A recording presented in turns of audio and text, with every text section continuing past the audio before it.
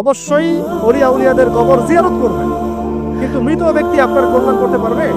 অকল্যাণ করতে পারবে?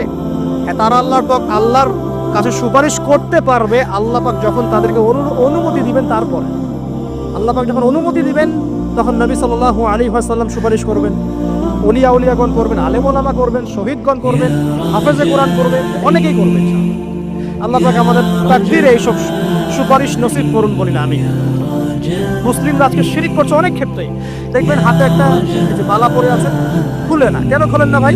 বলে যে এটা খুললে যদি রোগ হয়। রোগ দেওয়ার মালিক কি? ওই বালা না আল্লাহ? এই যে আপনার বিশ্বাস জন্মায় নিয়েছে, এই বিশ্বাসটা জন্মিয়েছে আপনার হাতের উপরে, এই বালার উপরে, এটাই শিরক। এটাই শিরক। যদি আপনি বিশ্বাস করেন যে এটা হাতে থাকলে আপনি সুস্থ থাকবেন, হাত থেকে খুলে পড়ে গেলে আপনি আর বাঁচবেন না, এই যে কল্যাণ অকল্যাণের মালিক আপনি কাকে করলেন? ওই বালাকে করেছেন, আল্লাহকে করেন নাই। এখানে শিরক হয়ে গেছে, খুবই সূক্ষ্ম শিরক। আপনি নামাজ পড়ছেন মনে করেন, এখন কিছু মানুষ আসলো, এখন দেখছেন যে হুজুরটা আমার নামাজ দেখছে, নামাজটা খুব সুন্দর করে পড়ার চেষ্টা করছেন, লম্বা নামাজ, সেজদা গিয়ে আর উঠছেন না, খুব সুন্দর নামাজ পড়ছেন। এই যে মানুষকে দেখানোর জন্য নামাজটা পড়ছেন, এটা শিরক। এটা কি? এটাও শিরক। এই যে গণক বসে আছে রাস্তার পাশে, দেখবেন টিয়া পাখি নিয়ে, তারপরে যে কাগজ নিয়ে আসেন ভাই ভাগ্য পরীক্ষা করে দেই। আরে ভাই, তুমি যদি মানুষের ভাগ্যই পরীক্ষা করতে পারবা তো তুমি রাস্তার পাশে যাও।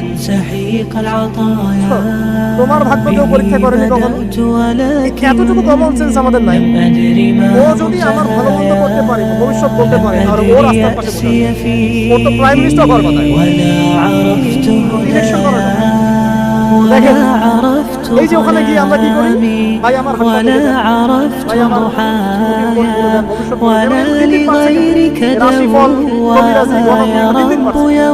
আমি লক্ষ্য করছি দিন দিন আরেকটা জিনিসও বাড়ছে, সেটা হলো জাদুবিদ্যার চর্চা এবং গ্রামে গঞ্জে পুকুরি করা, তাবিজ করা, বিচ্ছেদ করা, মেয়েকে বশ করা, সন্তানকে বশ করা, সবই শিরক। এগুলো সবই কুফর। এগুলো মুসলিমরা করছে না। মুসলিমরা এসব শিরকে লিপ্ত আছে বলেই তো অন্তর কঠিন হয়ে গেছে, তাদের অন্তর কঠিন হয়ে গেছে। তো একটা হাদিস বলে এখানে নবী সাল্লাল্লাহু আলাইহি ওয়াসাল্লাম বলছেন, যদি কেউ কোনো গণকের কাছে যায়, গিয়ে বলে দেখেন তো আমার হাতটা, ও কিন্তু বিশ্বাস করে না যে এ ভবিষ্যৎ বলতে পারে, খালি এমনি বলেছে কিন্তু দেখেন তো, বলার সাথে সাথেই 40 দিনের নামাজ কবুল হবে।